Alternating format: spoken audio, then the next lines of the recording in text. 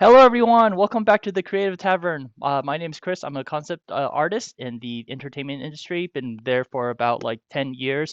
Worked with various companies such as Walt Disney Imagineering and Universal Studio Creative. I'm here today with my buddy Michael. Yes, finally, I get the thing right.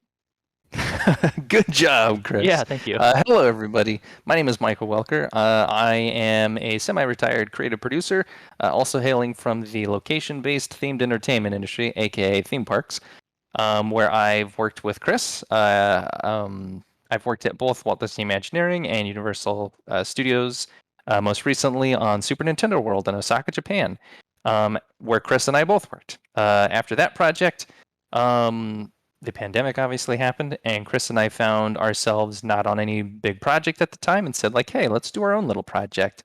That morphed and changed a whole bunch of times and eventually became, hey, let's actually make a video game.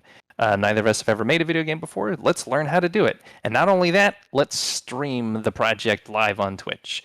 And so that's what you're watching now. Welcome. Yeah. Welcome, welcome. So happy to have you guys in here. Confetti Eddie, I see that you're lurking right now. Very happy that you're here. Okay, Michael, I shall make the statement that I will go first with the recap for this session. Um, Excellent. I don't have a lot to share, but I will share some stuff. And uh, do you want to see should I show the chart of like breakdown of each scene, scene one, two, three, four, five? Or should I just go into Uh, the model? let's start with that, the scene chart thing, Okay. and Yeah. recap that. In addition, recap the adjustments that we've made to that. We're like, it's not quite what we had originally planned Right, because right. in our last session we kind of modified it a little bit. I All think right, that'll be a good let me go ahead and place put to that get on the started. screen right here. All right, we are on the screen. Boom. Okay, you guys see everything? Yeah, cool. All right, so just a really quick recap. Michael and I decided to initially break down into five various scenes. Scene one, two, three, four, five. Scene one is when we're introduced into the asteroid field. It's kind of more or less a tutorial of our rail shooter game, how to like move around and dodging asteroids and whatnot. And then second scene, we want to defend our carrier. Third scene, we want to defend the colony that is being attacked by our enemy ships, the enemy, the bad guys, right? And then scene four, we are going in and doing a assault on the bad guys mining op. And then scene five is where we have a showdown with the pit boss. Things have been changing a little bit since we met last week. I believe, refresh my memory, if correct me if I'm wrong, Michael, that we are deciding maybe we put scene one and two together, maybe, Correct. and then scene three and scene four, um, it's still separate, right? It's still Hmm. Hmm. separate, and then scene five, it's scene five. And to be honest, I didn't get the chance to work on scene five yet. Last week we said I was gonna do a little bit of exploration on what we should do for scene four, and that's what I will be doing, or showing you Sure. what I'm doing. Okay, all right, let me go ahead and close this. All right, so what you're seeing here is just my crazy brainstorm idea of what an interior scene looks like. Imagine if you kind of cut through a. Um, oh, actually, I just realized I am not sharing my screen, right, with you. Not in Discord, but I can see it in Twitch, and it's crystal Mhm. clear. So I'm happy to look at it there. Well, since it's our first time, I want to share my screen. I want to, Okay. because I actually set it up a certain way, and hopefully it'll work. And do this. Watch screen. Okay. Unfortunately, okay. I try to be smart about it, but apparently, hmm. Notice on the I screen. gotta go this way. Yeah, Yeah, notice on the trying screen. to like. Yeah, it's a little bit different. Okay, okay. You can make your own. All I right. can't get my hand Yeah, there. I know. So what I was trying to do is I can able like to reach show up this way, the both of down us this on the left side of the screen. However, when I do share the screen like this, it doesn't. That is so weird. Blah blah blah. Is way. there Yeah, it's any just way? showing Discord. Yeah, if I can not show this the studio the shared screen, if it was just the two of us, then it would be perfect. Um, Then yeah, so then just do that.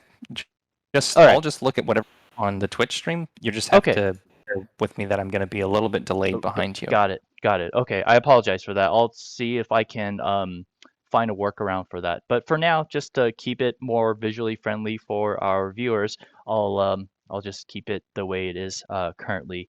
So right now, what you guys are seeing is my idea of what it looks like if we are actually going through the asteroid planet or slash base of the mining colony, right? And this Mm-hmm. is kind of like, oh, hold on. This is this X right here. Come on. Oh, all of a sudden Photoshop doesn't want to respond at all. That is not great. Okay, fine. It was just lagging like a mofo. Oh, it's going crazy. It's going crazy. So this X is kind of like something that we want to avoid, and Sure, like cross beams or something in the tunnel. exactly, exactly. And it's now finally showing on your Twitch probably. Anyways, so yeah, and same thing goes with right here. We have to avoid this little piece of area right here. So and then within this area, we will have like bad guys, spaceships like blocking our way. So and then we have to more or less blow those things up in order to get through the passageway. And same thing right here. We got like blocking passages here, as well as blocking passages here, right here. And then there'll be bad guys like right here, bad guys right here, depending on which positions we want to go through. And also we can probably have like a blocking right here. This is all assumed that we're going through a tube within the um, within the base in the asteroid, right? Mm-hmm. Um, something it's like this is all just conceptual, just like, oh, what it would look like, what if it looked like that. Okay, so now that you guys kind of got a really quick overview of my mental state of just doing a very quick doodle. um I oh yeah, this is I guess really quick, this is the scene 3 of what we looked at last week. I just wanted to bring this up just to show a quick review of what we did last week.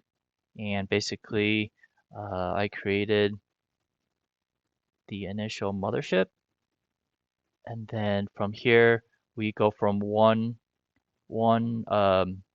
asteroid mining colony to the next mining colony. And while we're doing it, we're actually blowing up various enemies. Boom, boom, boom, boom, boom. And then once we cleared all that sector, we fly to another one, and then we fly, and then we do exactly the same thing. And obviously, it may or may not get repetitive, and we might change it. But this is where we left off last week for scene 3, and yeah, that's where we left off of this model. And then so for scene 4 is when we actually go inside one of these big mining asteroid fields. And my job was to kind of create how it may or may not look like inside, the experience that we get. And Michael, just FYI, I didn't do too much with it, but whoop, hold on. There No you go. problem. So, Ooh, cool. okay. Now this, imagine if, obviously I didn't want to do a full Mm-hmm. planet. I just did like a piece of it. Um, yeah, okay. And then where's my fighter ship? Boom. Okay.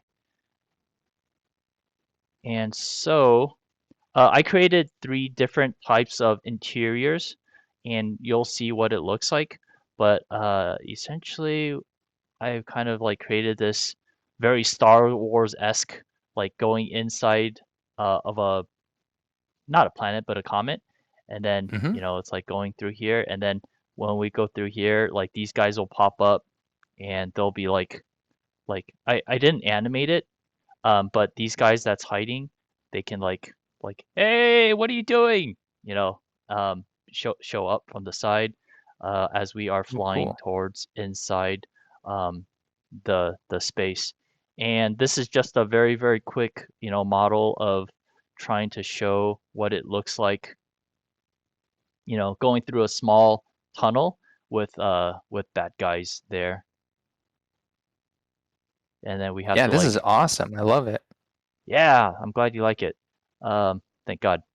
This was a very super super elementary level of what was in my mind when I was creating this, and the but wait, here's more moment is basically these two guys right here. So what I shall do is I will what am I gonna do? I will escape, press this. Oh wait, no, go here and then press play. And then this is my animation of going through the space of an interior, fighting the ships, pew pew pew pew pew pew. Ooh, cool. Doing all this like various stuff. Oh, yeah. And then we're flying, we're doing barrel rolls, and then we're going out. Whoa! They're doing a quick thingy-majiggy.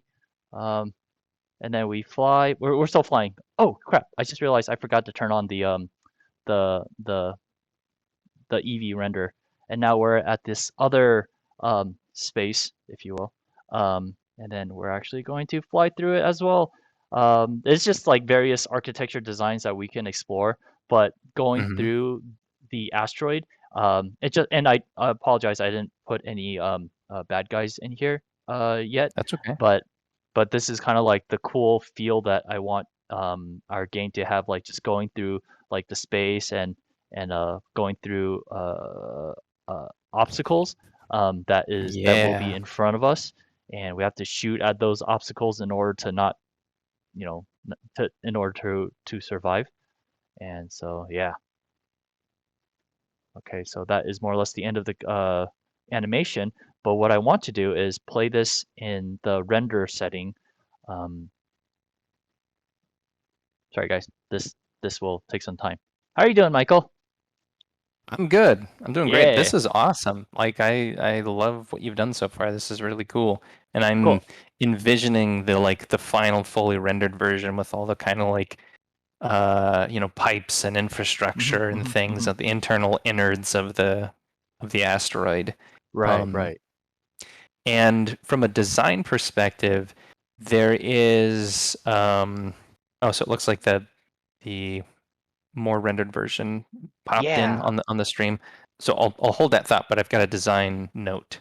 Okay, great. So I will play it one more time with the EV uh, world map on. And Blender kind of behaves the same way as Unity. It doesn't really give a shit about if you're actually inside of interior space. It's going to light the interior as if there was no Mm, roof over it. So I find that okay. really interesting. In Eevee, it's just the same as lighting as Unity. Or it's not the same. It's just it has the same characteristics. However, if we rendered this in shoot, I forgot what the other setting is called. Sorry, give me one second. This is EV in cycles. Yeah, sorry, I kind of forgot. Brain fart.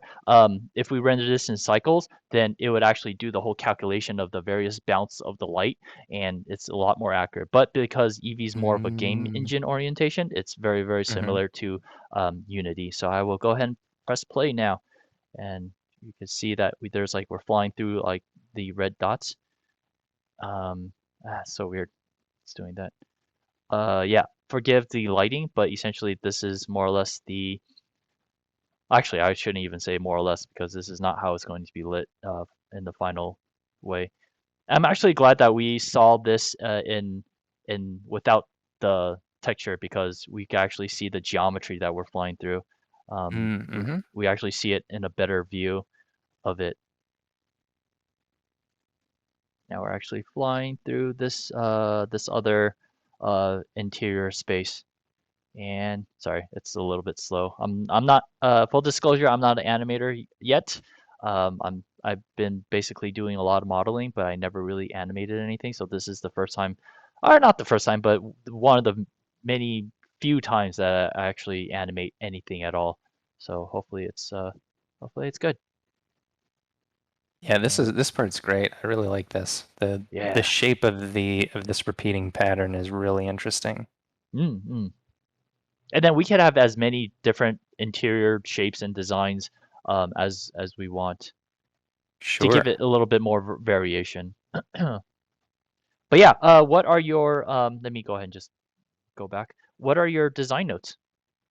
So the one design note that I have, and it's not something that we need to like change, it's just something we need to be aware of. Hmm. We need to make it very clear to the player which structural elements are indestructible and which ones we expect them to shoot and Hmm. blow up before they Right, get to it. right. Which maybe we can convey that with like the color red because we've already kind of indicated that the enemies have this like red eye.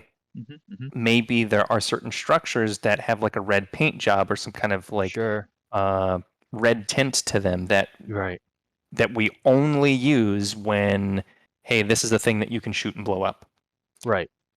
Because I think it would be really cool to do both when you're going through a tunnel, like the very first tunnel you showed with those kind of like like orange wedges, Hmm.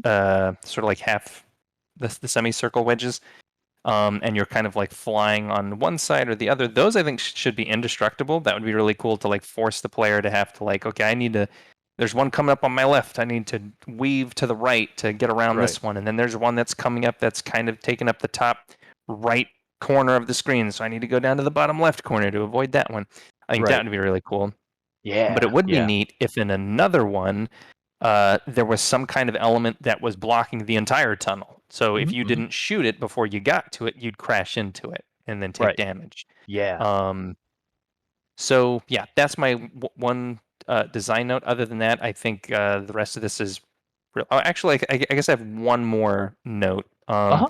It would be cool too if the and maybe that the purpose of the schematics that you have here so far are not to really indicate that, but and it's just to show this sort of like flying through and here's this repeating pattern. But it'd be cool to have like some curves and turns. So like when Yes, you're going through yes, a tunnel, definitely. maybe you'd get to Yep. a point where you'd have to like, oh, we got to make a right hand turn, or Hmm. maybe there's like Hmm. a fork in the road, and Hmm. then you're like, okay, we're going down the left tunnel. Hmm. Um, that could be cool too. So we can look into curving and twisting tunnels instead of just it Absolutely. just being a straight line. Absolutely. The only reason why it's a straight line right now is because of my ignorant ass. Like I don't know how to do that yet. Making one Gotcha. Yeah, object yeah, and yeah. No following a problem. path. But yes, that definitely should be done. I will learn that. And it will not just be one straight shot. Unless we want it to. But yeah, definitely Sure. we want curves up, down, inside out, and the little Hmm. twirl and shit, and it'll be good. But yes, definitely. These are all great notes, man. Thank you. Yeah, and this is great work. Like this is super cool. I'm loving it. Um, but I will say that I mean the interior of the ship, I'm sorry, interior of the asteroid is it's not this clean.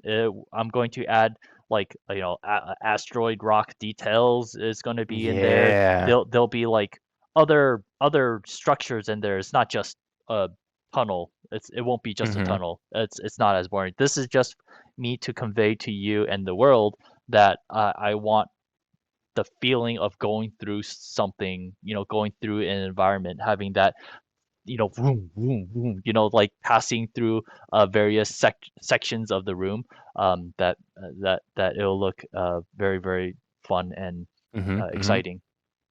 Totally. Yeah, this part's But so yes, cool.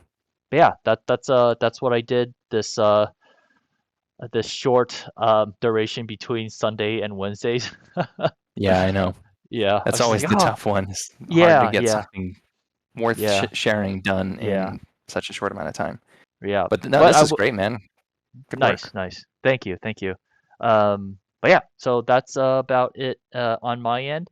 And for next week, I'll just tell you exactly what I was planning on doing for homework Sure. is to create a version of scene 5 of how we kind of and I kind of had this idea that while we're going through the asteroid field.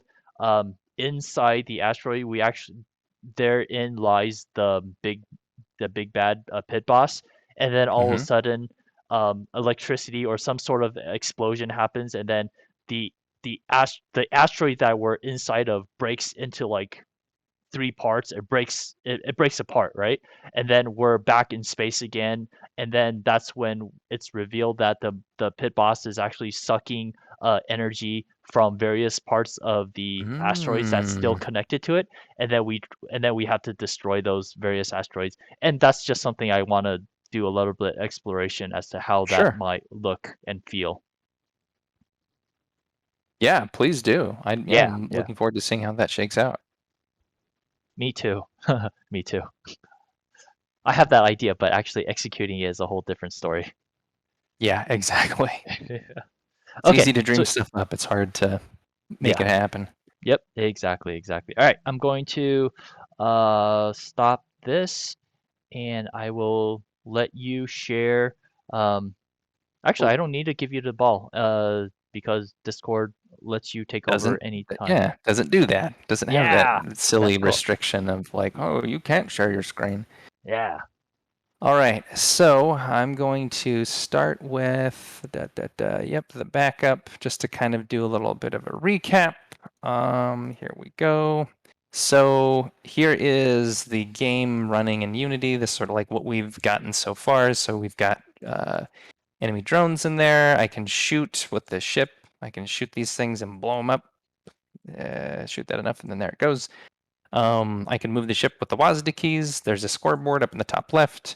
And not all of these are animated, and even the ones that are animated are not animated the way the like final game is going to be. This is all just to really everything you're seeing in on the screen right now. This is just the like Michael going through the online learn how to make games in Unity course.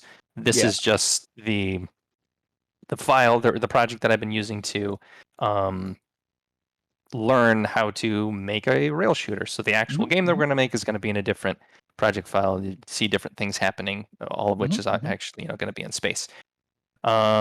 But yeah, so this is kind of like where we have been. I've been like adding little things here and there.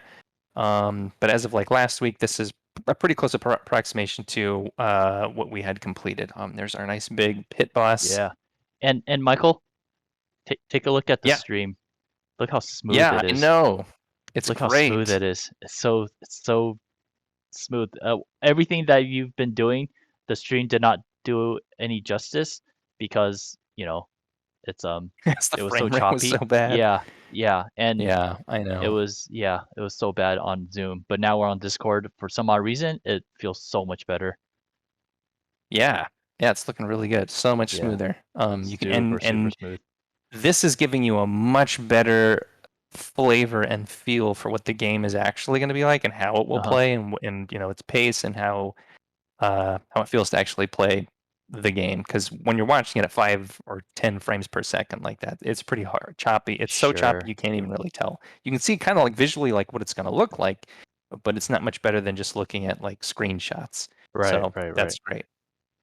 Um, and my homework was to kind of map out a prototype of the first level. Oh, and actually, I might even have that homework that I did from that. Let me see if I can get in here while that's playing.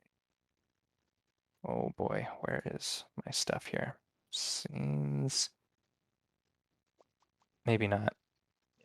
But for those of you guys watching right now, thank you so much for joining us. And I've hosted my Lee Design Studio channel to the Creative Tavern. So if you guys are from there, welcome guys. So happy to have you guys here. Yay. Welcome. Thanks Yeah, for welcome, joining. welcome. But yeah, and make sure to give a follow so that whenever, the Creative Tavern is streaming, you'll get a notification, and you guys could keep up to date with what we are doing, as well as if you guys have anything to share later on, we would love to share what you guys are doing. We actually have a post from Dr. Pepper, a little, it's not little, but it's very very simple yet very awesome looking 3D rendering from Blender, and we'll take a look at that after that we're done. Well, okay, so I can't find the scene that I shared last time that was like in space, kind of flying around the like big mothership. Uh-huh. Um, but the so I was supposed to continue working on that, but I didn't. I didn't get any additional work done there. Sure. However, big news. I completed the tutorial. I Oh, finished everything congratulations! Oh for, yeah. yeah, for the rail shooter. So I'm totally done. Oh, Everything that it was taught in that class, I've learned. And so now what I can share with you, if I get back to Discord and change the window, I'll share with you what I was able to update since then. And again, this is not what the final game is going to look like. This is mhm. just, me going through the motions of like, oh, okay, that's how I add this. That's how I do that. Like, okay, let me just throw it in there real quick. So it's not going to look that great, but at least you'll see like, oh wow, there are all these new pieces that I added. Right. So I'm going to play this. Let's see, actually, game. Yeah, maximize on play. Oh yeah, the text thing. Yeah. Oh, awesome! Wow, that makes such a huge. It's a trap. Take evasive actions. Oh my gosh, it sounds so good. Oh, you even got the crosshairs and everything. Holy cow, this is awesome. Yeah. So Oh, I added a lot since we last talked. holy cow, this looks great. I love the audio feedback.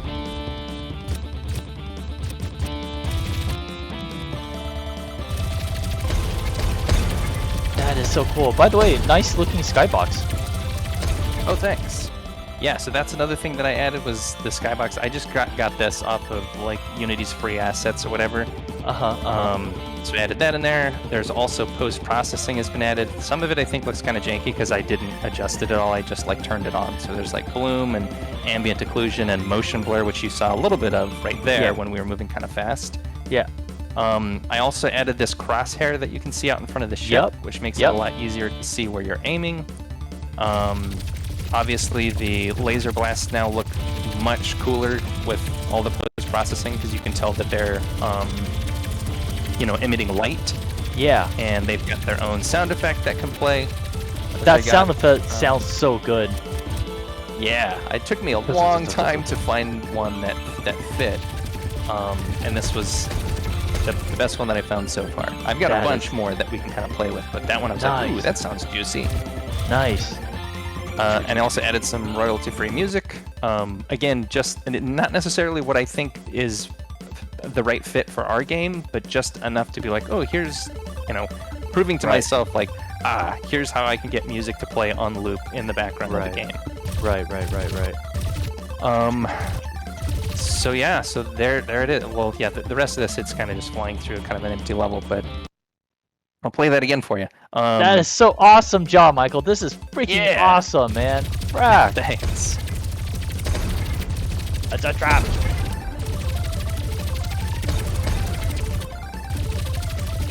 How does it feel playing this? It's fun actually. I think it's a lot of fun. Especially like once I added the crosshair, and then of course, with all the extra polish and the feedback and the sounds and stuff, it's like, it's just fun to press the button, shoot the lasers, and hear that noise. Yeah. Thank you so much, Abernt, for following. So good to see you, man. Oh, awesome. Welcome. Thanks, Abernt. This is the game that Michael and I are working on right now, and you're actually seeing the latest version. And Michael has added weapon sounds and a crosshair, and this is so cool. Abernt says this looks great, guys. Dr. Pepper is here. Hey, Dr. Pepper. Dr. Pepper, awesome. Welcome. Yeah. Michael did such a freaking awesome job. This looks great. All right, kill that mini boss. I'm gonna try. Get him. I gave it so much HP that you really have to like do it. Dial into it the whole time you're here. If you miss at all, it's not enough to kill it. Oh, and it doesn't have any audio yet, so you get this huge explosion, but no. This is so cool. Abernt, Dr. Pepper, thank you guys, and Yeti, thank you guys for being here and actually witnessing with me for the first time of this amazing interactive playable experience right now. Holy cow! Yeah, because Chris and I had met earlier before we jumped on stream, and I was like biting my tongue the whole time not to not to reveal the like progress that I'd made because I wanted it to Yeah. be a moment.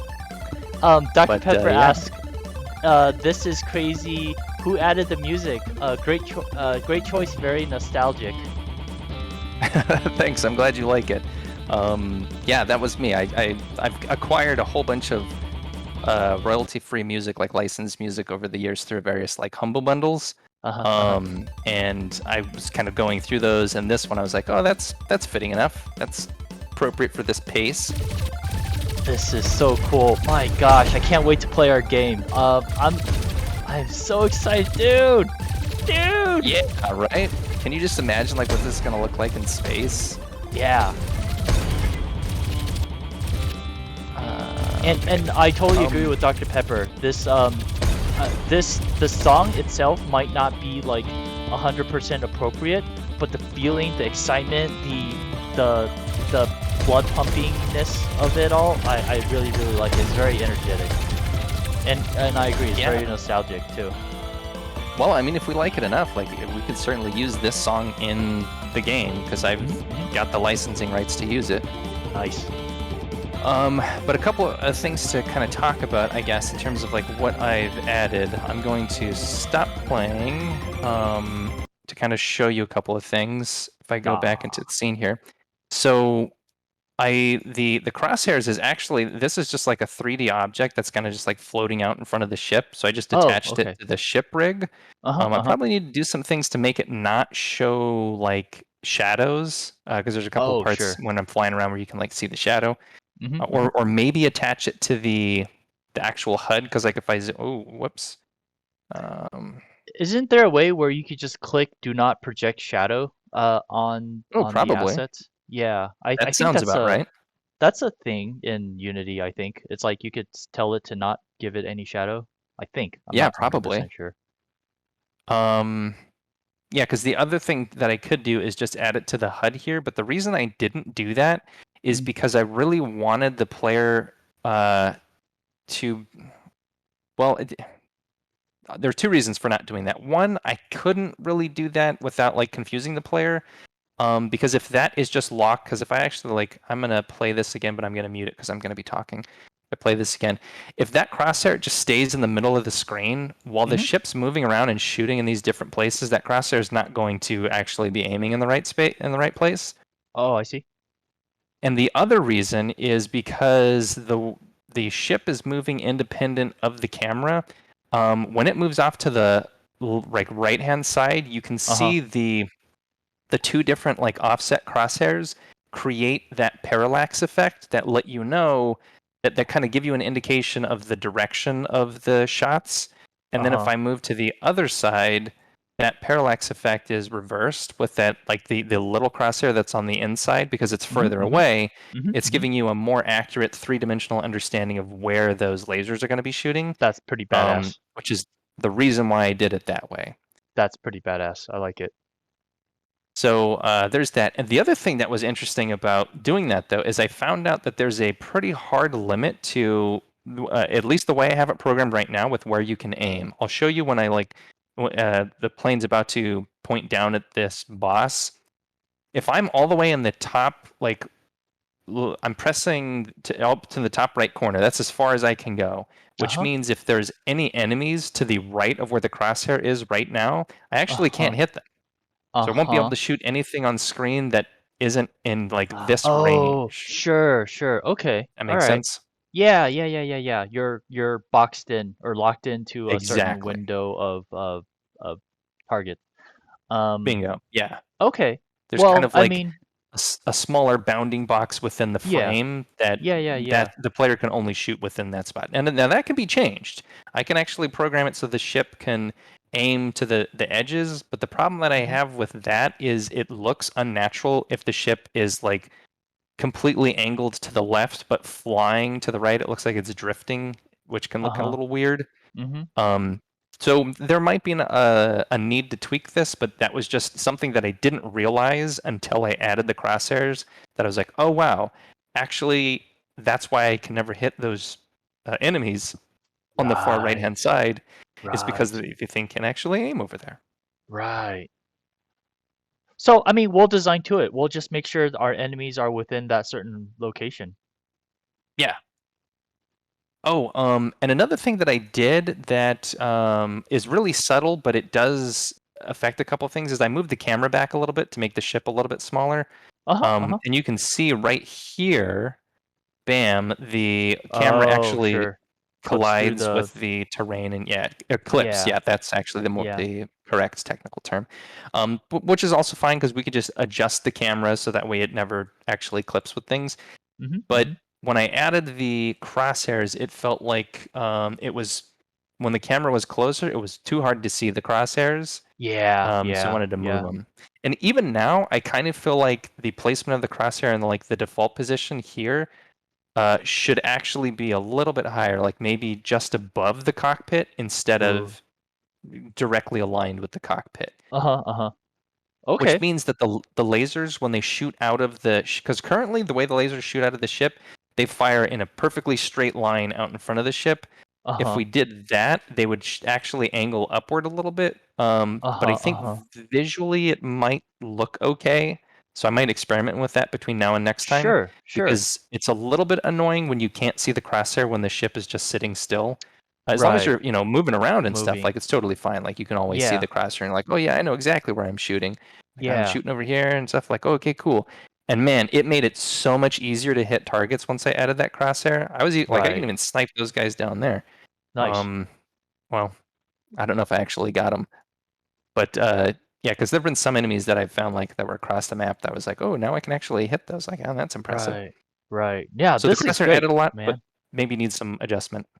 Yeah, and I mean, I can tell you how it looks and feels, but at the end of the day, again, you are the designer.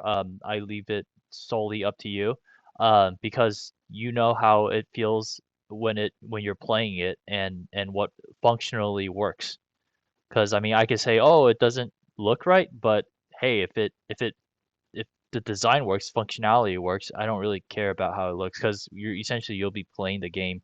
And truthfully told, after you play it for within like 10 seconds, you'll kind of know where you're aiming at. Hmm. Because you kind of are conditioned to know where the crosshairs are going. Yeah, exactly. Yeah, so it's not like an absolutely broken mechanic that needs to be fixed. It's Hmm. something that's perfectly functional as it is, but Yeah, could be plussed, could be made a little bit better sure, if we sure. get to the point where we want to tweak it and polish it. But for now, Yeah. yeah, I think it's pretty good. Yeah. Good job again, Michael. This looks great. Can you please turn on the music again? You're Yes. Here, let me get you're this you're you're restarted. taking half of the enjoyment away if it's in silent mode. There you go. Oh God, that I love that. Yeah, me too. This one's pretty good. I love how that sounds. I also want to add some sound that indicates the impact. So when the enemies, because currently the enemies only make a sound when you blow them up. Sure. They don't make a noise when you're actually hitting them. And so I want to Right. add another sound that indicates the impact, but I'm still trying to work through that. It is Right. surprisingly difficult to find the right sounds because you can listen to something in isolation and it's like, oh yeah, that's the perfect explosion sound. And then you Right. put it in the game and it's just like ear grating, like hearing it Yeah. over and over and over again. You're like, oh my God, that is Yeah. not the right sound. So I Yeah. had to change the explosion sound a couple of times just to get to this. And even this, I feel like is still not quite what I'm looking for, Sure. but it's the best so far. So I mean, Yeah. my hat off to any sound designers out there who, who make the sound effects and the sound and do the sound design in games and make them Right. um, as good The as they are because it's the hard. yeah, because the blasting sound, it feels like it has weight to it. It's like Mm-hmm. it feels like kind of heavy. It feels it has physics behind it. Oh, Dr. Pepper says that guns sounds. Oh my God, we just said the same damn thing. He says that guns sounds heavy like a giant blast cannon. High five. Yeah. Yeah, that's exactly what I was saying. Cause it feels weighty, is what I was trying to say. And Dr. Pepper says the same thing too. So I love it. Love, love, love. Yeah, it was really funny. Once I got that programmed in, and then realized that there was some like weird scripting things that I had done that was like causing the thing to get confused. So then I went in and cleaned that up. And then I was like, well, wait a minute. Now there's no audio at all. Like, man, I broke something. So I was like about ready to go into the script and like try to figure out, okay, I need to go line by line in the code, turn things off to see like, is that what broke the audio? Is this what broke the audio? Right. And my stupid ass didn't realize that I had actually just hit mute audio in the gameplay mode. Oh, I see. So then I turned that off, and it's like, oh, actually, the code's totally fine. Nice. It was just user error. But I almost was like, okay, here we go. I'm gonna go through the hundreds of lines of code to figure out what broke. Yeah. Wow, congratulations, Michael. This looks great, dude. This is awesome. Yeah, we're really just getting started here, because now that I've completed the course, now we can actually start putting these pieces into the game, the actual MVP. Right. And or sorry, go ahead. I was just gonna say, you basically what we are seeing is probably the most important aspect of the game. Kind of like Buzz Lightyear, right? People only care about the targets that they want to shoot at. All the environment stuff is just icing on the cake. Yeah. So as long as the core game is fun, I mean, especially like with what we're talking about with pressing the button to shoot. Yeah. Doing that and seeing the blasts, the laser bolts go out, and hearing the sound, like that's so fun that alone, without even shooting things, like. And if that's the case, then okay, we've got something. Yeah. The other thing I was going to say is part of the reason I didn't do like my actual homework and did this instead is because I had remember how I had run into those problems where I was like, oh man, I lost the timeline and all these things. I was like trying to clean that stuff up, and I continue to run into a couple of other like weird quirks with Unity. And I got to a point where I was just like, I need to just get through the rest of this tutorial. That way I have all these pieces and know that there isn't some other lecture coming up that's going to explain something. Yeah. So let me just get that out of the way, and I was so close. I only had like another hour to go, I think, since when we were last checked in. And so now I'm like, okay, great, got it all. Now I can actually use what I've learned to start making our thing. Yeah. And I think you made the right choice. Because this is more important in my opinion. Yeah, because the thing that was like the tipping point for me, in addition to like the frustration with the prefabs and the things being broken, was when I added that crosshair and realized, oh shit, this actually I cannot see the whole screen. That was such a huge, it had such huge impacts on the design and the way we like lay out levels and where enemies are going to be, that I was like, I should probably get to the finish line before moving any further forward, because if something like that were to come up and we've already designed all this stuff with like enemies that are in locations on the screen that you can't even shoot them, like that's going to be a big problem. So let me get to the end to find out any more of those unknowns that I didn't know. And I think we're there. Yeah, no, this is great, dude. Again, great job, man. I'm glad you chose to do this instead of the trying to fix the level. Yeah, thanks, man. Yeah, this is great. Oh gosh, I can't wait to play our game. Ah! Yeah. But yeah, Confetti Pepper and Auburn. I'm sorry, I'm having. How do you Michael? How do you pronounce burnt? Auburn or? Oh yeah. We're gonna have to ask them. Okay. Yeah, is it Aburnt? Is it Auburnt? Aburnt. But yeah, let me know how to sound out your name. But yeah, thank you guys so much for being here and witnessing this awesome, first look and sound of the game. Yeah, I'm so Yeah, excited. it's This is so cool. really amazing how much sound adds, like sound effects and music. Oh yeah, It's yeah. almost like half the experience. It really is. We had this conversation. Like a movie itself is only the visuals are only like 50% of the experience. The other experience is the sound. Without sound, everything sucks. Yeah, and it's I'm reminded of this quote from uh, Jason Jones, who is the creative lead for the Halo series, and now he's doing Destiny. Uh-huh. But when they were making the Halo games, he was doing an interview, I think for either Halo 3 or Halo 2. It was probably Halo Mhm. 3, Mhm. and he was talking about their composer Mario O'Donnell, who created all the Halo music, which is absolutely incredible. It's like he's a musical legend in the video game world. Mhm. Mhm. But Jason Jones was doing an interview and was talking about Marty and his contribution, and Jason Jones was basically saying like, yeah, we've got this team of like hundreds of people, and we're working on this game, and everybody's working really hard and making contributions to it. And Marty, he does the music, and when that gets added to the game, it changes it and adds so much Right. that it's unfair that one person can contribute that much to the experience. I mean, he's Yeah. really Yeah. talented, Yeah. but and that sentiment from Jason always like stuck with me. I was like, yeah, it is unfair because there's so Right. much more work that goes into all the other stuff. And that's not to say that musicians aren't putting in a lot of work. I'm sure that they are, and Sure. like, Right. I can't do it. I have Right. I can appreciate good music, but I can't Yeah. play a musical instrument. I can't write music. But it really is very imbalanced, like how much of the experience comes from such a small part of the team. Mhm. Mhm.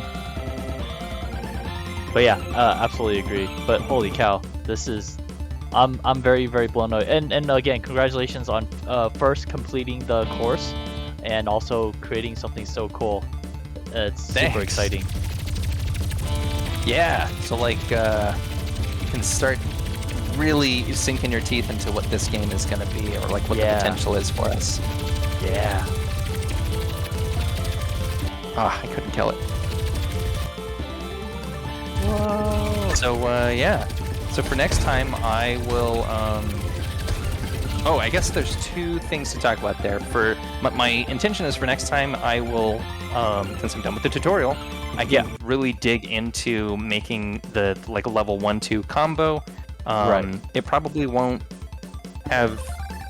I mean, I can have at least as much of the sort of content that we're seeing here in it, but probably not a lot of the animation.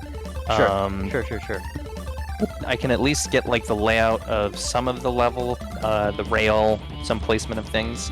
Yeah. The other thing, though, the sort of like bigger picture project-wide to talk about, since I'm done with that, with the Project Rail Shooter part of the tutorial, I can continue like with the next project and start learning additional things in Unity. Or I can wait and get us to the finish line with this, and then once we do that, then depending on what the next project is we decide we're going to do, then that can maybe determine whether or not I continue with the Unity 3D stuff. Because I kind of feel like if we get to the point where we're like, okay, yeah, this is super awesome, let's make this into a full game. We made the first level, let's do the other 14. Right. Then, yeah, that would make sense. I should keep going. Right. If we get to the end of the first level, though, and we're like, actually, this is good enough to just ship this as a, the little pet project that it was, and we're going to move on to making a mobile game or the side scroller thing that we talked about last time, then it might make sense for me to instead shift to doing the 2D Unity course, and learn how to make games there. Yeah. Michael, Or really quick, do you mind turning off the game? Pausing the game. Sure.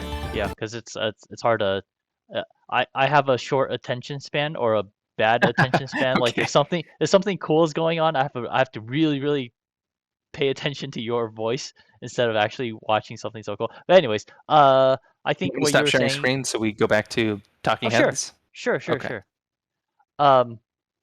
do. Oh, hold on. I need to close stream, something like that. Boom. All right. So Yeah, awesome job, man. That was really, really cool to seeing Thanks. your work. But uh, from what I've gathered when you were still playing the game, I was trying my hard to listen, my best to listen. Is Okay, essentially I is can. I think we talked about this. I have a really horrible attention span. If you show me something cool and talk to me at the same time, I'll just be like, what? Yeah. But what you were saying is, should you keep on going with your other tutorials, or just concentrate on what we're doing and just full force going down that path of, creating the level? Um, Yep. I don't know what your thoughts are on it right now, but at the moment, I would say it's kind of important to get well-rounded with Unity, because whatever you learn in your other courses may help with our game right now. Because my fear is that if you don't do the other courses, you're limited to X amount of skill set.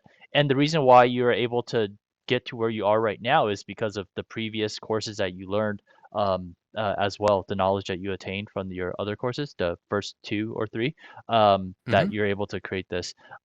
So yeah, I would say I would encourage you to finish up the other courses as well. But the Okay. option is obviously up to you, because you have a better sense of, do I actually need to keep going on, or can I work with what I know? So it's up to you, dude. No, no, yeah, that makes sense. Thanks for the feedback. That's good feedback to get, and I'm perfectly happy to do that because I definitely want to learn that. And there are things that I have not learned yet, like how to do the start menu, where you can then select like options and actually start the game or resume a save game. Like I don't know how to do that. Yeah. Currently, the way it would work is like as soon as you open the application, the game would just start running, and you'd be like, oh Mm. man, I'm already flying the ship. So in other projects, I'm sure that that's where I'll learn that. But the reason I was a little bit hesitant was because I was like, well, this is going to be a trade-off. If I continue doing that, that means less time to build the MVP. Um, Right. because these things I think will be more important after the MVP is done, and we want to continue making it into a full game. If we get to the end of the MVP and we're like, okay, all done there, and now let's actually completely change gears and let's make an app or something, then it'd be like, oh, okay, well, in that case, any of the additional Unity stuff that I was learning, like that can actually kind of go on the shelf if we're going to be doing something completely different after that. Mm. Um, it's fine for me either way because I'm happy to continue learning it. It's just a matter of like How do you balance? Yep. how much of my time should I put into like, okay, let's actually take away the learning. That way I can really boost how much time I'm spending on prototyping the MVP. Um, so yeah, but we could do, I mean, it doesn't have to be like, one or the other. It could be like, Yeah. let's do a little bit of this. Like, let me keep chipping Sure. away at the Sure. tutorial, but now that I'm done with the rail shooter tutorial, Right. like now I can spend like 80% of my time prototyping and 20% of my time learning as opposed to like, the other way around or 60/40 Yeah. or whatever. Yeah. Um, yeah, what you're saying makes sense, and I leave it up to you. As if we take slower time making the game, that's fine with me too, as long as you're gaining more knowledge. Because it's all an investment. I don't care whichever path we take, it's going to be fine. Because either we're making the game faster, or we're attaining more knowledge for our games later, right? Hmm. Um, but yeah, so this is great, dude. This is awesome, and I can't wait to see what we do more. And also another thing that just popped into my head. I mean, it's gonna take time for me to create all the assets for our game, so we might not have to work at such Mm, a crazy fast pace on your end, the Unity end, sure. because I still have to. I mean, everything I've done up to this point was just to prove to me and you that the environments that we're proposing can work. And so far, Hmm. these are all just brainstorm models that I've been showing you, brainstorm environments. How does it feel? How does it experience? I have yet to actually design something that's actually workable and playable in a video game. Right now is just, how does it feel, and will it actually work? Does this have potential? So I think that is going to take some time for me to create. So it'll give you some time to do both. learn and do the game. So yeah, Yeah. Okay. Cool. yeah. No, that sounds great. And in that case, yeah, I'm just gonna keep rolling along. Mhm. The oh, one thing that I could show you, I could show you the next game in that project. They have like a little what do you call it? Like a little preview, like a little 1 minute preview. Would that be helpful? Do you want to see Sure. that? It's like a little Yeah, tower that'd be defense great. game. Okay, give me a Yeah. second. Let me pull that up. Tower defense, guys. Oh, Dr. Pepper says this music reminds me of Smash TV, a game I used to play. Very upbeat and fast paced. Cool. Very nice. Yeah, yeah. I think Smash I remember TV. Smash TV. I Is never that heard the of that. game where I think there was an arcade version and it's like uh it takes place like in the future and people gather into like a sports arena, but instead of watching like a football game, it's actually like convicts who are the participants and they're given like weapons and guns and they like have to kill each other. Um, I may be thinking of a completely different game, but and it's like a televised event, hence Smash TV. So it's like, oh hey everybody, thanks for joining us for today's event, and now we've got 60 people. We've got like these 10 convicts or with chainsaws are going to fight against these 100 Yeah. people with pocket knives or something. Yeah. Um, it's some Um, pretty crazy thing. Dr. Pepper says, "Yep, that's it. There you go. There you go. Nice." All right, so the next game is called Realm Rush. So By the way, share my Dr. Pepper, screen. I know you're still there. If you can stick around, we're gonna go ahead and look at the art that you posted in the chat or in the Discord. So we're very, very excited to see that. Or at least, talk about it. Here, I'm gonna mute this Okay. and kind of skip ahead. I just want to show you kind of like what they're Oh, doing. tower defense. Yeah. Yeah, so they're basically going to like show us how to program this. It actually could potentially be really helpful for our enemies, for our drones, our bots. They're going to Sure. show how to program enemies' movement patterns, and they can make Sure. decisions and turn things. And you can see there's like a turret there that's shooting the Yeah. enemies. That will be helpful because if I can use that coding, then I can maybe port that hmm over hmm to get our drones to target the player and shoot the player. Yeah. Yeah. Yeah. Yeah. That's totally doable. That's very Because cool. because and yeah, I guess that's the end of that preview. So there it Yeah. is. That's the game that we're gonna make next, or that Yeah. I'm making next as part of Yeah. the tutorial I, that I'm See, doing. this is exactly what I'm saying. Like, you got to learn this in order to make our game even cooler. Yeah, exactly. Yeah. Yep. Yep. So there you go. So I'll keep plugging away at that, and I'll keep you posted on my updates. Nice. Aburnt says working and lurking over here. Looks great, guys. Thank you so much, Aburnt. Really Awesome. appreciate Thank you. you letting us keep you entertained even though you're working. So yeah, keep up the great work. Do your thing. I always lurk when I'm working. I always watch other people stream in the background. And then Me too. yeah, I think that's such a horrible word, like lurking. Um, but I It guess does have it's like like creeper creepy. vibes, right? Like I imagine Yeah, somebody hiding in a bush, like wearing a trench coat and like like creepy. trying not to be Yeah, seen, doing like yeah, something naughty. yeah. It's like I'm observing or I'm paying attention, not. But anyways, yes, thank you so much for lurking, Abram. Really appreciate it. But let me see. We're done with the kind of design phase. We I have think both so. our homework, so that's awesome. And the next thing that I want to do really, really quickly is to review, just take a look at Dr. Pepper's artwork that he's put Yeah, on the please. thing. And if you guys are watching, feel free to take a look at our Discord site. And very much like Dr. Pepper, he posted something on there. Uh, and thank you so much for posting. It gives us something to look at. And here it is. Bam! Look at that. Well, I'm sorry, Michael. You probably can't see it. Oh, hold on. I gotta change the screen too. I'll see it in a Uh, second. That's there you fine. go. Boom. So this is something that Dr. Pepper posted, and that he basically said he did this in Render Blender. Um, which I will ask you, is it actually Render Blender, or did you render this in Blender Render or in Cycles or in Eevee? Because there is a mode back then called Blender render. It's an older form of rendering type, but it's still being used by other people. But most of the time, it's either Eevee or cycles. So my question to you, Dr. Pepper, is did you do this in Eevee or did you do this in cycles?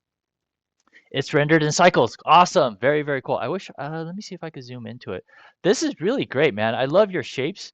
Um, and yeah, this is I love seeing these types because I usually go on Instagram and I see these like various cube isometric models. That is so Hmm. intricate, super super beautiful and very simplistic, but I know for a fact it's not simple at all because I've tried to create this kind of, models and it's not easy at all. So kudos to you, Dr. Pepper.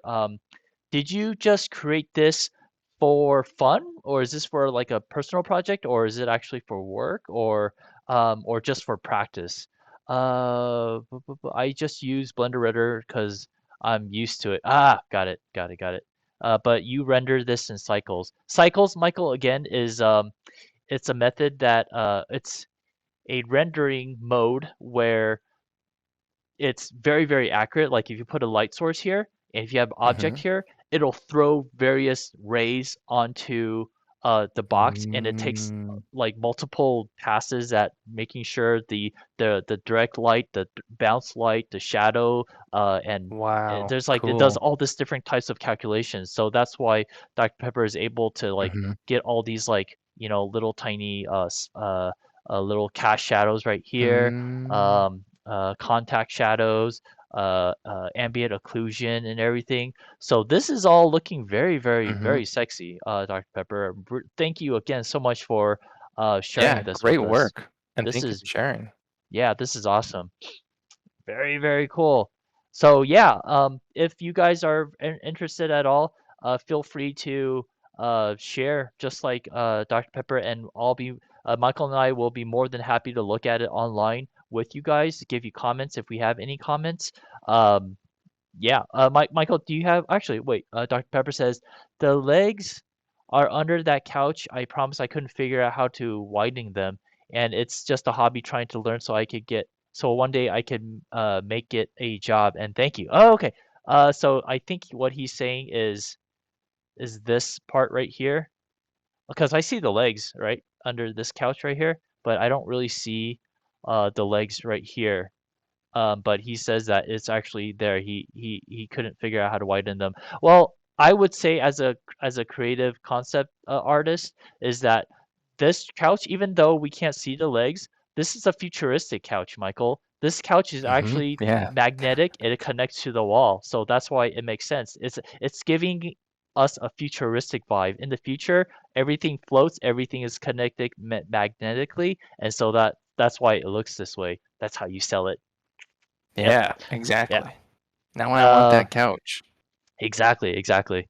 But yeah, this is so cool. One note that I do want to give you, Dr. Pepper, and this is something that I may not know how to do, but off the bat right now, I can say this part of the rendering is a little bit too hot. It's a little bit too bright. It's like if I zoom out, it's just white.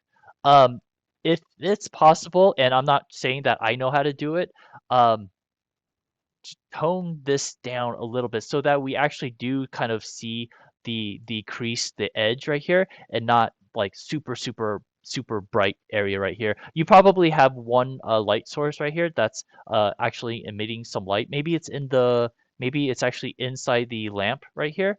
The halogen lamp. I'm gonna say it's halogen lamp because usually halogen lamps are actually this bright and it's shaped like this.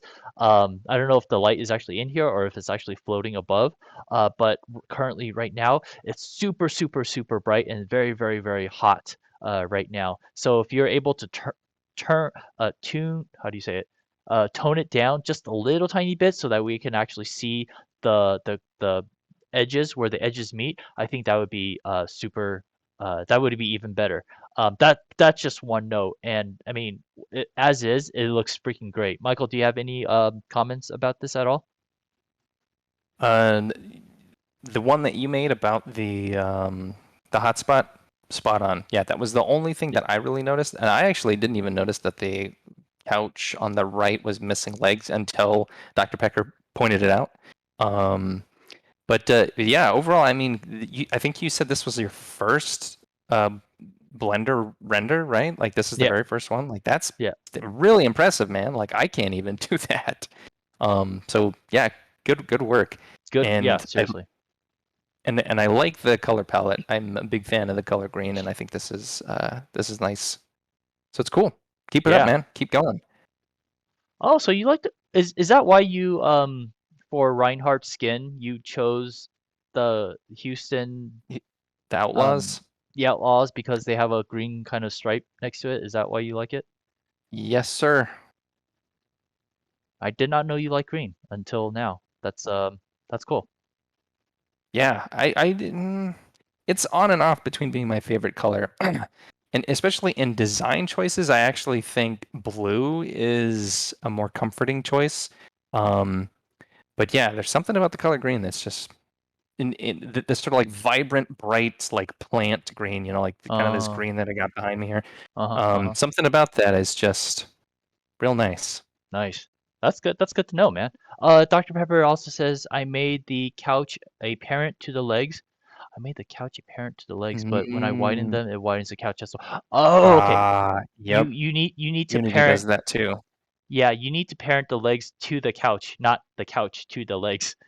Because wherever the couch goes, the leg should go too. Yeah.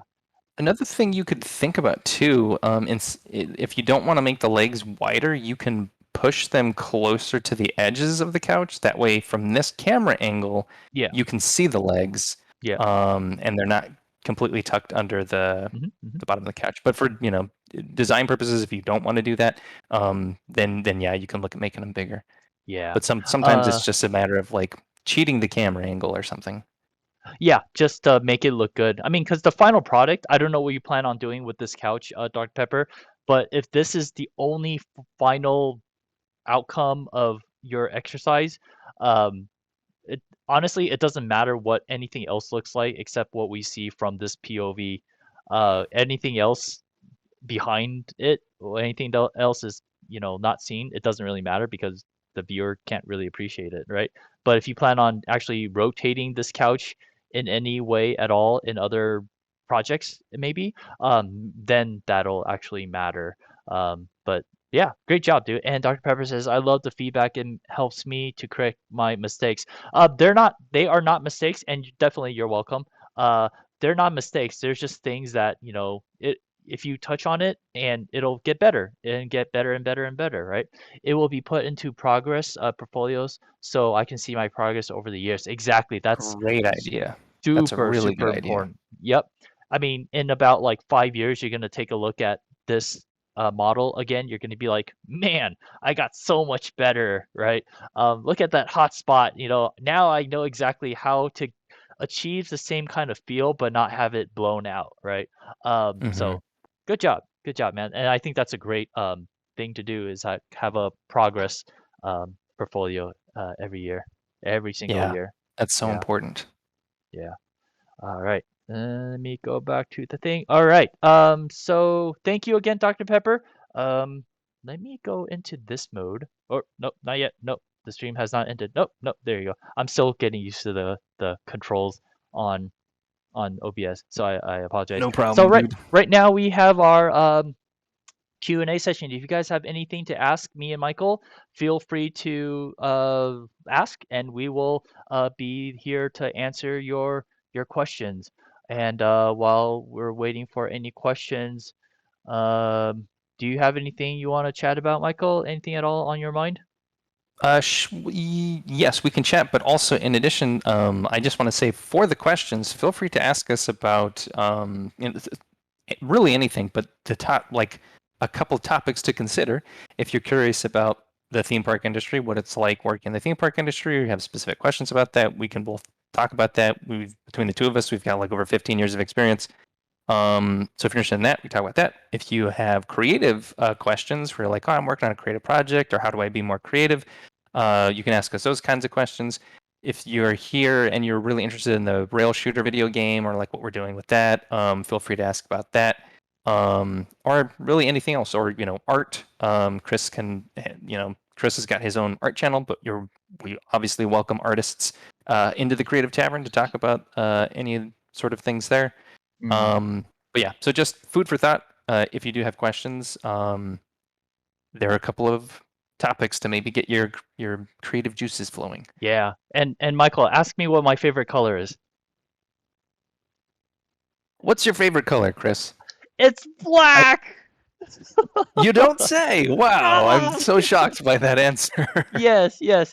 Black with a hint of color. Like for example, if you look at Seoul Dynasty's color scheme, Mm, that is mhm. exactly what I loved. Black with a little bit of gold. Mwah, so sexy. Very, very, very sophisticated look in my opinion. Anyways, so yeah, that is my favorite color. Black. Yeah. No, that yep, Dr. that's a good choice. Yeah, Dr. Peppers ask, what are your favorite foods? Michael, what are some of your Oh favorite foods? man, that's a tough one. I've got so many, but well, I guess he did say food, so it's plural, so I can throw out a couple.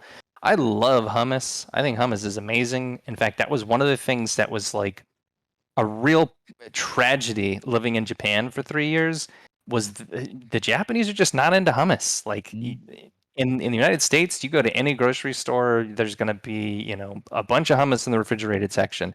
For some reason, Japanese not really that into hummus. Another food that I like a lot that the Japanese don't are not really fond of is peanut butter or like almond butter, like various types of nut butters. Oh, Like, oh my oh, I god, didn't know that. like a peanut butter and jelly sandwich, or getting some celery sticks with like some almond butter in there. Really hard to find nut butter in Japan unless Mm. it's like they have this, and I got tricked this once. They have this one product that is like it's a like a peanut butter type of product, but it's like not really peanut butter. It's more like peanut flavored whipped cream or something. Oh, interesting. It was real weird. Not peanut butter, not what I was looking for. Oh, So yeah, so as soon as I got back to the United States from Japan, I ate a lot of hummus and a lot good. of peanut Good for you. butter. Good for you. That's awesome, man.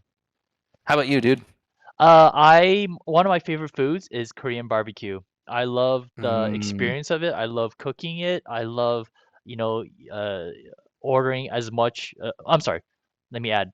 I love all you can eat Korean barbecue. It's you could order as much as you want. You could eat and have a great time with your friends. Cooking it and you getting like various side dishes and it's just super delicious. And also, I love ice cream. I just love the taste of ice cream. Hell, if it's vanilla ice cream, I love vanilla ice cream. Yeah, that's cool. good choices. Dr. Pepper also asked, what did you guys do before the theme park industry? Were you always want to be in the industry? I'll go ahead and go first, Michael, and then I'll let you answer that.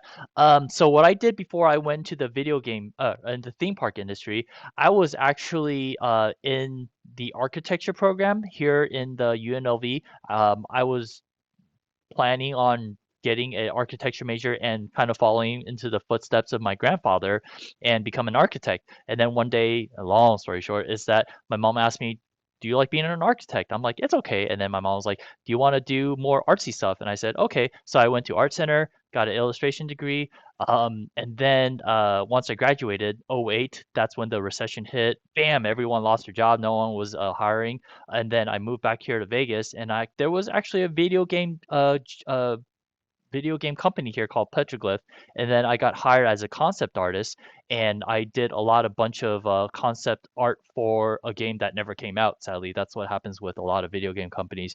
They make it, but I mean, they get in the process of making it, spend 2, 3, 4 years making it, and then all of a sudden the company says, yeah, we're not going to do it, and then bam, nothing is made. So that's really disheartening. And then so I guess to answer your question is I was actually a concept artist at the video game company here in Las Vegas, and yeah, that's what I did.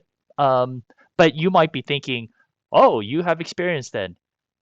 Yes and no. Yes, I have experience creating art, but I don't have experience creating art, the 3D model, rigging the model, texturing the model, animating the model, putting the model into, game prep assets to be put into Unity. So I'm also learning a lot of stuff as well. Michael, how about you? I so two-part question, right? What did we do before the theme park industry, and were we always wanting to be in the industry? Um, Uh, I'll answer the second question first, I guess.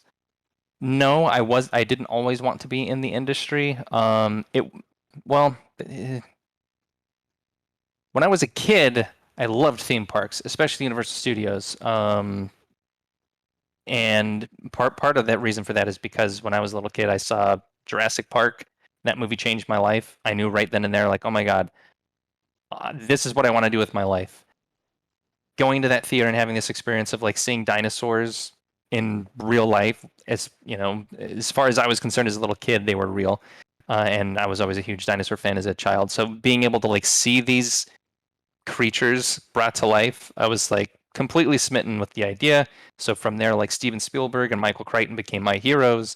And so that was kind of like the path that I was on. I was like, I want to do for other people what Steven Spielberg and Michael Crichton did for me in that movie theater. And part of that was tied up with theme parks because you could go to the Universal Studios and there was the Jurassic Park ride and there, that's where Steven Spielberg worked and all this stuff. So I liked theme parks and I became fluent in the vocabulary and the grammar of like how theme parks work, and I watched a lot of documentaries about the making of theme parks and stuff. And Walt Disney was always a huge inspiration for me as a kid. But I never really like planned like my trajectory wasn't like I'm gonna be a Imagineer one of these days. I was actually more like I want to be a writer director one of these days. And it just happened along the way that I kind of stumbled into theme parks really through somebody I was dating at the time was actually like working for the company and was like, "Hey, I'm moving to China, and how do we make this work?" And so I ended up just following her to China and getting a job working for Imagineering. And from there was like, "Oh, actually, I'm pretty good at this. This is a lot of fun. Like, this is really he's cool." very, very, very good at it. Thanks, Chris. Yeah. Um, Everyone so was yeah, so fighting to have him on their team. thanks. Um, but yeah, so it was really just kind of dumb luck for me. Though it was a like case of being in the right place at the right time and being like prepared when opportunity knocked because I had this long history with entertainment and I understood the theme park industry, even though I never like planned to be in the theme park industry. When when that opportunity came, I was like ready. So yeah, so that's my story. But Nice. before that, I did a whole bunch of other random stuff. I was trying to like figure out what the hell to do with my life. I did a bunch of different things. I was like my major in college was economics, and when which I really haven't done anything with, other than it's like kind of a cool way to understand the world and helps with finance too. Mm, Um, and I also was work. I worked like my very first job was working at Best Buy. So I was like a Best Buy salesperson, nice. and I've worked in logistics, which is like warehousing and stuff like that. Um, but really, I kind of ping ponged all over the place until theme parks. Once I got there, then I was like, oh, okay, cool. I could do this. This is fun. I like these people. These are my kind of people. So yeah. Anyway, sorry to Yeah. ramble. No, Ramble. no, no, no. That's awesome. I'm sorry, I didn't answer the second part. Uh, I did not always want to be a theme park industry. I kind of stumbled it on it, and the only reason why I got into theme park industry is because one of the teachers that I took the class with was the art director in Imagineering. So therefore, he gave me an opportunity to give an interview at Disney, and I did. I didn't get it the first time, but I got it the second time. So that's how I stumbled into the theme park industry. Um, Fun adventure, fun adventure. You sometimes you plan these things, sometimes you just kind of have to walk through the door when there's an opportunity there. So you just kind of take it, right? And Jordan is here. How are you, Jordan? Hey, Jordan. Jordan says, "Hey, hope everything's going well. Everything's going good. Just FYI, we Michael and I made a decision to start using Discord as our streaming platform. I mean, we OBS is a streaming platform. Discord is a what's what Discord? Discord is I a guess. For us, it's like our Video video conferencing conferencing. platform or Yeah. video call Uh, platform. Before we were using Zoom, and anytime we shared anything that Michael had to share on Zoom, it was super choppy. But on Discord, works like a butter. It was so buttery smooth today, so I'm very, very happy. So everything's doing really well. No technical issues yet. Never say never, because all of a sudden it's like ah. And Dr. Pepper, and this is the last question we'll take because I know Michael and I we actually had a meeting before this. We're both kind of starving right now, so we're gonna try to wrap this up as soon as possible so we can both get something to eat. But that's not to say we're not happy to take your questions and be here with you guys. It's just that today was a little bit long for us. So yeah. The question is there anything about the theme parks you've built you would change to make it better? What a great question. Let me think about that. That is a very good question. Oh God, I might get in trouble answering this question. Uh, Yeah, be careful. yeah, I know. Okay, I'll go first. But yes, I there are things I want to change, but I don't have the power to do it. I When I was in the theme park industry, I was a designer. They never promoted me to anything more than a associate designer, right? And then so, for example, like Buzz Lightyear, uh, like the one of the projects that I was in charge of, I came up with like so many awesome concepts that we're going to do. We're going to do this and that, and all this special effects, water and fireworks, and sparks, and uh, obviously, uh, that wasn't what came to be because first of all there's safety issues. You can't have fire, like live fire, in the attraction except for backdraft. Do you remember backdraft, Michael? Oh my God, yeah. Do you How the hell did they get away with that shit like back then? I don't know. Yeah, anyways, so like fire and fire is not allowed, and fog is not really allowed because fog, it makes things have moisture, and then therefore there's rust and stuff. Hmm. And yeah, so therefore no water at all unless it's a water ride. Then you got to special proof it and make sure everything is what's that word, sustainable, the right word? Hmm. Yes. Durable? Durable. Thank you, Michael. Thank you. And so all those stuff went out the picture, and then some of the more doable things, for example, having a huge figure coming out at you, wanting to grab you, but it doesn't, all that stuff costs a lot of money, and sometimes in a not a e-ticket attraction, if we don't get as big of a budget, right? And so therefore we had to do a lot of mitigation. We had to cut a lot of things out, which kind of broke my heart. But at the end of the day, we still made a pretty good product with the amount of budget that we have. And hopefully I didn't say anything that will get us into trouble, right, Michael? I think we're pretty safe with what Okay. you've said. Yeah. One question for you. I know the answer, but for the audience, what's an e-ticket, Chris? Oh, okay. So e-ticket is actually you probably have a better you're probably more eloquent explaining this than I am. But back then in Disneyland, people actually bought various tickets to go on various rides, depending on the ride and or attraction itself. It's actually a kind of tiered level attraction. A ticket is kind of I would say like a kiddie, like a small attraction, small ride, and then you all goes all the way up to like an e-ticket, which we would say now today is like a Star Wars attraction, like the Rise of the Resistance. That would be considered like an e-ticket. So for Buzz Lightyear, for example, at that time it was more considered like a C ticket. It's not as uh, grandiose and doesn't get that big of a budget, and so people wouldn't pay as much for that ticket. Instead they would just pay, instead of paying like $10, they would pay $5 because it's not an e-ticket. Um, did I explain that correctly, Michael, at all? My Disney history is not that good, but you could probably do a better job explaining it. For some odd reason, No, I knew you were going to that ask was me that great. question, but good. Thank you. Gotcha. Yeah. Did you fail the pop quiz? Let's I know, find out. Let me do. I know, I know. Actually, I have a funny story about No, that. no, no. That, You that was you answer great. first. Yeah, Yeah, I'm just trying to be cognizant of like it's really easy to for us to fall into familiar vernacular because like sure. obviously we know what an e-ticket is, but Right, right, right. remembering back on my first day of Thank like you. having to ask like, hey, psst, what's an e-ticket? What the hell are they talking about? Um, so yeah, but yes, you nailed it. It originated from the little pocketbook of tickets where each attraction used a different designation of ticket, and the e-ticket was reserved for the more popular rides because there were certain rides that were had much bigger crowds and much more demand. So in order to kind of like try to spread out the population in the park, the A tickets were for attractions that were cheaper and were not quite as popular, so people kind of walk onto those. And then A, B, C, D, all the way up to E, E being like the most intense. Um, Disney doesn't use that system anymore. Today, you just buy a single all-day admission, you go on all the different rides.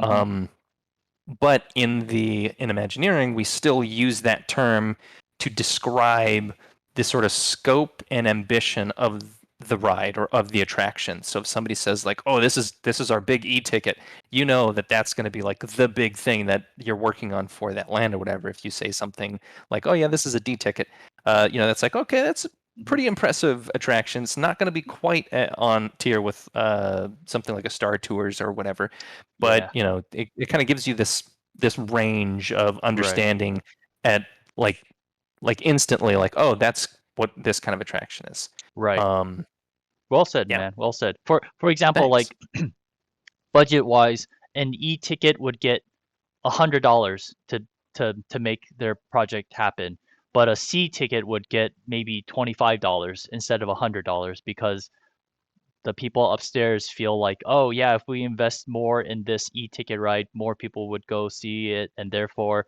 there would be less traffic within the park itself. So different ticket rides gets different budget amount. So yeah, so hopefully that answers that question, Dr. Pepper. Great question, awesome question, man. Holy cow, that was really really good. Really appreciate that, dude. The funny story that I want to tell you is, are you familiar with like BuzzFeed quizzes? I mean, the concept of it, like, oh, fill Is these it out like and find out what Harry Potter character you are, that sort of thing? yeah, something, yeah, very, very much so. I basically, one of my good buddies, Joel, he sent me this Disney. How well do you know Disney? And at the time, I Hmm. worked at Disney, and then, Hmm. everyone got like scores above 80%, right? And I took it, and I got 4%, and then Oh, oh everyone was no. laughing. Everyone was laughing at me. He's like, "You work at Imagineering, you don't know this?" I'm like, "Sorry, I don't consume a lot of the stuff. Like for example, video games. When I started working at a video game company, people ask me, "Oh, what kind of game do you like? Do you like RTS?" I'm like, "I don't think so. No." And then they're like, "What games do you play, Chris?" I'm like, "Oh, I like StarCraft." And he's like, "StarCraft is an RTS." I'm like, "Oh, okay, sure, sure, sure, sure." Like I'm so ignorant about a lot of stuff. So anyways, but yeah, I got like 4% on the stupid BuzzFeed question, and Oof. I'm like, I was kind of embarrassed in front of my I mean, friends. that's pretty like that's worse than chance, man. That's I like significantly worse than know. just guessing. Yeah, yeah, but I mean, in my defense, it was like questions about like Disney princesses, and I don't, Mm, I'm mm, not really into like all the different Disney princess, but that's just, that's my excuse. But anyways, Jordan yeah. says, wow, wow, wow, wow, Wow, wow, wow. wow, wow, wow, wow. Wow, wow, wow, wow, wow. Um, but like on that point, one thing that I would say as like a word of encouragement to anybody watching in the audience is, that's actually I think pretty common in the theme park industry is that there are a lot of people working in the industry who are not like super fans of the content or of like a theme park, which sounds kind of weird because you would expect like, oh my god, like everybody in Imagineering, they must eat, breathe, and sleep Disneyland, right? Um, Not always the case because they're the most essential thing that gets people hired at Imagineering is if they have if they have a skill set that's needed and they're really good at it. Mm, Even if they're, if this person is like, oh, hey, are you some kind of amazing industrial engineer? Because we need one of those to help us make this roller coaster. Even if that person is not really like a big roller coaster fan or big theme park fan, if they're the only person that is qualified for the job to be able to actually, because I mean, that's really important. Like if you're making a roller coaster, you need to have engineers who know what they're doing and can make it safe. That's really important. And the other piece of it is if you are like if you do have this deep understanding and passion and history for the theme park industry, that's something that's important, but it's like a plus. If you can do both of those things, you are like S tier in terms of employability in the theme park industry. Because one of yeah, the things that is challenging is finding people who do both those things. right. So if you are a big theme park fan, you're trying to get in the industry, uh, and you can get that skill set that is essential, you compared to somebody else who also has that skill set but doesn't have that passion for theme parks, you're going to have the edge, and you're going to have a lot more fun in the industry too.